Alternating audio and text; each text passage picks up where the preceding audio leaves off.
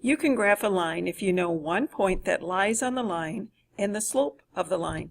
In this example, they're asking to graph the line that passes through the point 1, 3 and has a slope of 2.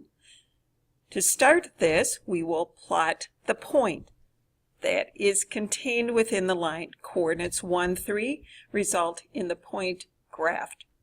Next, considering that slope, which is a rate of change in the y direction per change in the x direction, in other words, rise over run, transforming the slope of 2 into a ratio of 2 over 1, an equivalent value, helps us with the graph.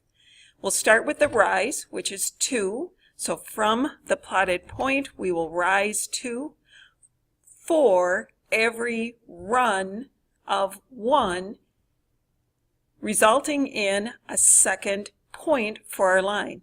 Then to graph the line, all we need to do is connect those two graph points, and we have the line with this specific information.